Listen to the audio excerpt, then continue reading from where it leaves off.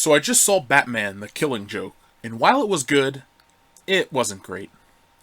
First off, the film had one major flaw. The first 20 minutes. It was essentially a Batgirl prelude, and while it was interesting on its own, it felt incredibly disconnected from the rest of the film. I understand that it was meant to help the audience become emotionally invested in the character, but that doesn't mean it was executed well. The story of the opening was fine, but like I stated earlier, it just felt so completely disconnected and kind of ruined my enjoyment. I've heard quite a stir online that there's a bit of controversy over the fact that Batman and Batgirl have sex on a rooftop. I was fine with this. It was always hinted at in Batman, the animated series, and didn't feel out of place for me. A lot of the older fans of my audience voiced their displeasure, but it didn't ruin the film in any way. After the Batgirl episode concludes, The Killing Joke begins.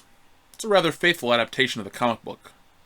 Personally, I never considered this the best Batman story, but I've always enjoyed it. Like many of the DCAU films that adapt a comic book, this plays it incredibly close to the source material. Lines are taken directly from the comic, and there are panels ripped directly from the book. Too bad the art of the movie pales in comparison to that of the comic. Brian Boland's art is not faithfully reproduced on screen. There are key scenes that look just like the comic, and while those are beautiful, the times when it's not trying to look like the comic, the movie falls flat. There were two visual jokes that really caught my attention. I won't spoil it, but essentially it homages Batman 89 and The Dark Knight all at once.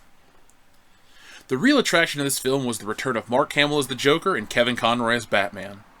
I grew up with these renditions of the character, and when I read the comics, it was their voices I imagined.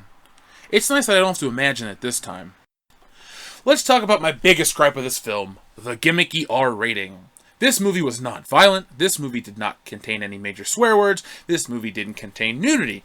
This film did not contain anything that you wouldn't see on midday cable. The R rating wasn't necessary. The film wasn't even dark.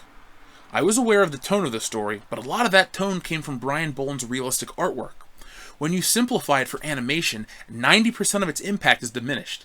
That hurt the film a great deal, in my opinion. While the film seems dark on the surface, it lacks the depth present in the DCAU television shows of the 90s or early 2000s.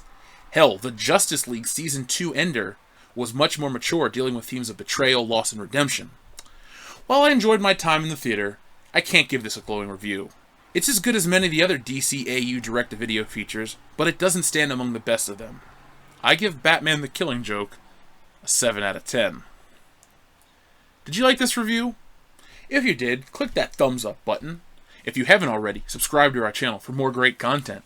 And if you're feeling generous, check out incarnate-studios.com to help support this channel and pick up one of the great t-shirts or art prints they offer. This is Jeff of World Class Bullshitters signing out. I'm of a mind to make some mookie.